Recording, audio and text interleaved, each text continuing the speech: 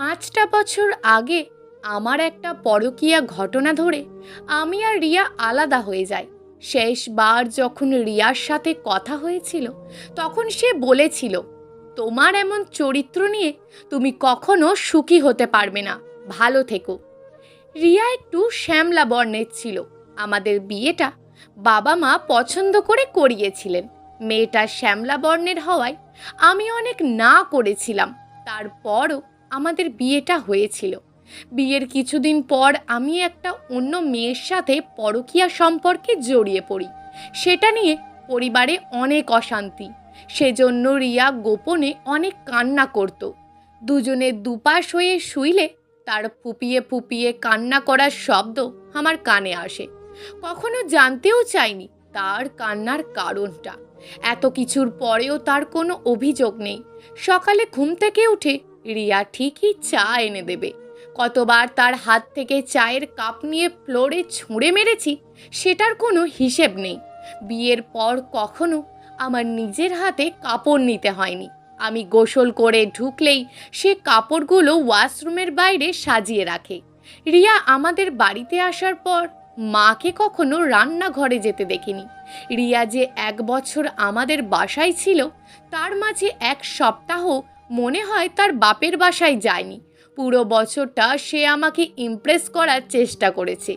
একটা সময় সে মানসিক অত্যাচার সহ্য করতে না পেরে আমার কাছ থেকে আলাদা হতে চায়।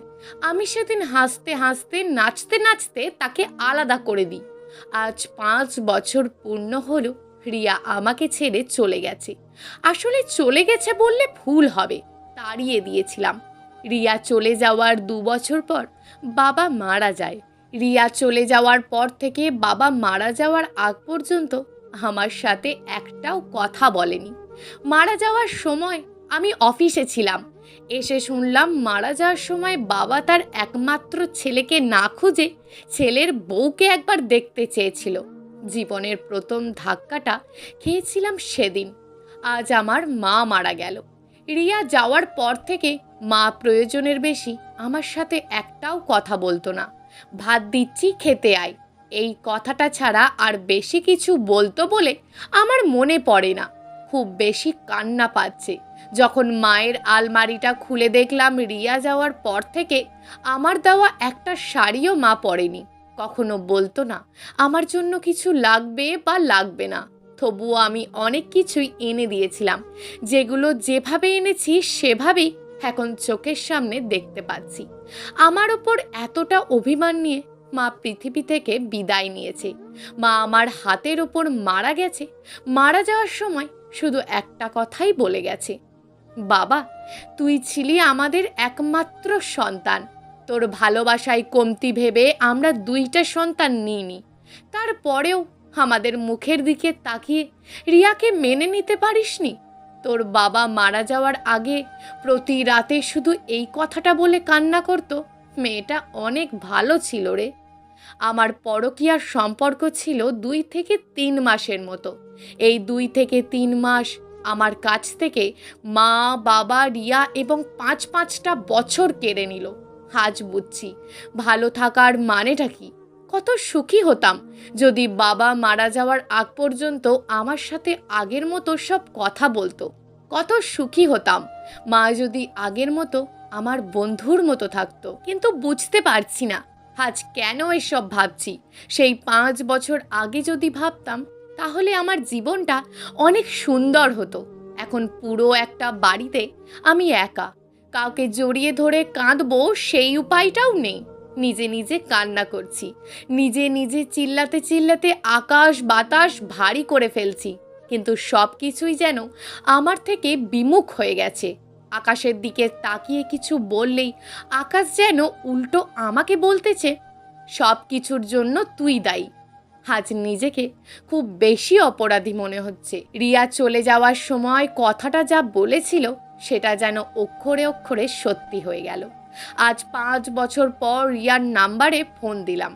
ফোন দেওয়ার সাথে সাথেই কলটা রিসিভ করে ওপাশ থেকে একটা বাচ্চা বলল, পাপা পাপা তুমি কখন আসবে? বাচ্চাটার কথা শুনে আমার কণ্ঠ রুদ্ধ হয়ে গেল। মুখ দিয়ে একটা কথাও বের হচ্ছে না। দূর থেকে কেউ একজন বলল, কে ফোন করেছে মা? কণ্ঠ শুনে বুঝতে পারলাম এটা রিয়া। মেয়েটা কত সুখী হয়ে গেল, বিয়ে করে বাচ্চা হলো। এখন খুব জেলাস ফিল হচ্ছে তার স্বামীর কথা ভেবে।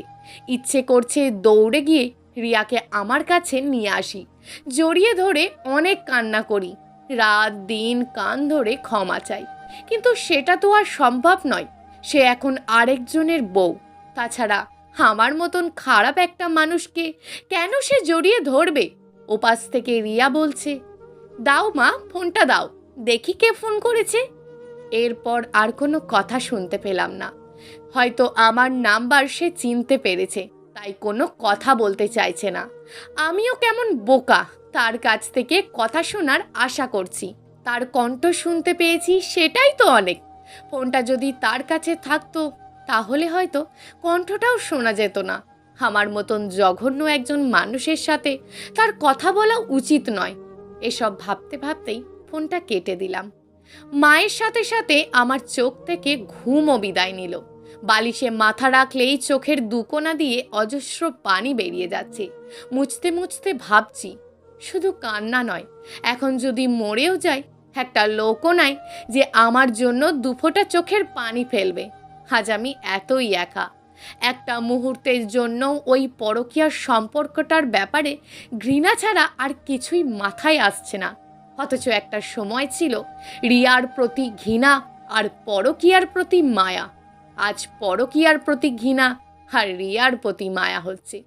সময় কত বড় শিক্ষক আজ বুঝছি। আমাকে কেউ মারেনি, কিন্তু সময়ের কাছে কি মারটাই না খেয়ে গেলাম। খুব সকালে বাড়ির কলিং বেলটা বেজে উঠল।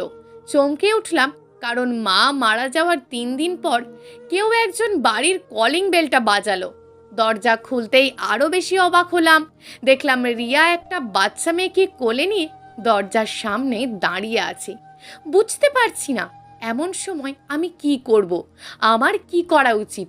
মাথা নিচু করে দাঁড়িয়ে থাকলাম। রিয়াও কথা বলতে ইতস্তত বোধ করছে। অনেকক্ষণ দাঁড়িয়ে থেকে জিজ্ঞেস করলাম, তুমি? রিয়া তার কোল থেকে বাচ্চা মেয়েটাকে নামিয়ে দিয়ে বলল, মা, এখানে দাঁড়াও তো। আমি আসবো সেটা আশা করনি, তাই না? চোখের সামনে সেই 5 বছর আগের রিয়াকেই যেন দেখতে পাচ্ছি। মেয়েটার ভিতরটা যতটা নরম, বাহিরটা ততটা নরম না। সেই আগের মতো তার কথা বলার ধরন। রিয়ার মেয়েটার বয়স 4 থেকে 4.5 বছরের মতন হবে।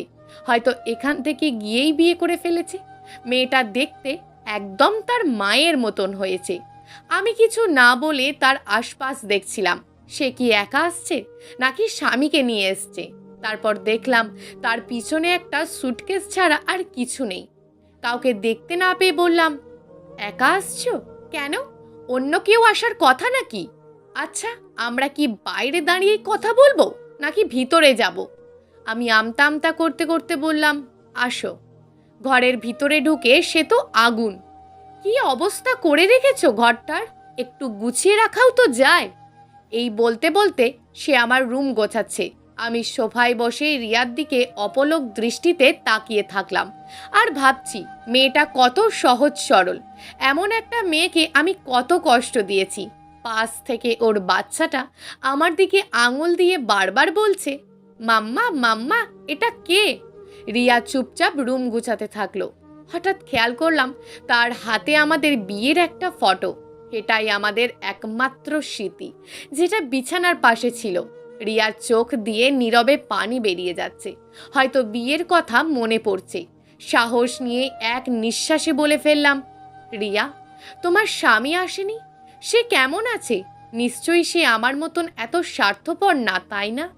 রিয়া চোখের পানি মুছতে মুছতে বলছে, হ্যাঁ, সেও স্বার্থপর, তাই তো তোমার সাথে পরকীয়া করতে চলে এলাম। কি? আমার সাথে পরকীয়া করবে? রিয়া কি বলল সব কিছু আমার মাথার ওপর দিয়ে গেল। হয়তো আমার ধারণাই ঠিক, সে বিয়ে করেছে। কিন্তু আমার কাছে এটা পরিষ্কার যে আমাকে পরকীয়ার কথাটা ইগো দেখিয়ে বলছে, কারণ রিয়া এমন মেয়ে না। মানে সুখ জিনিসটা আমার কপালে নেই মনে করেছিলাম। আমি বিশ্বাস করতাম তোমাকে নিয়ে সুখী হতে না পারাটা আমার ভাগ্যে লেখা আছে।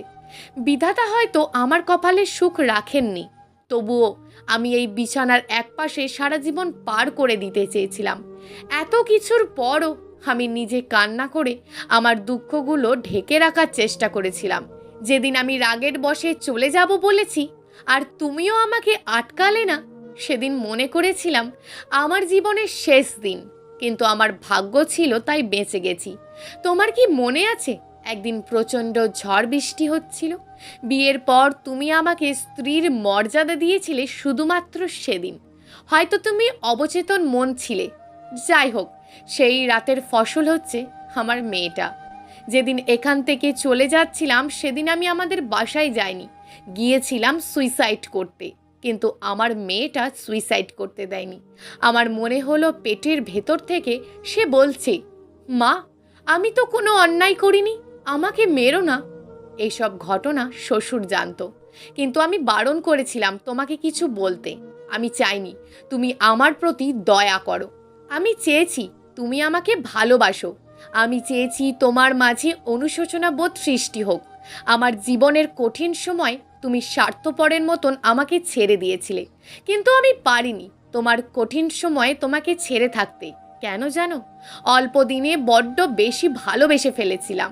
এই 5 বছরের সব থেকে বেশি কষ্ট পাচ্ছিলাম তখন, যখন মেয়েটা ওর পাপা কোথায় জিজ্ঞেস করতো, আর কথাটার আমি কোনো জবাব দিতে পারতাম না।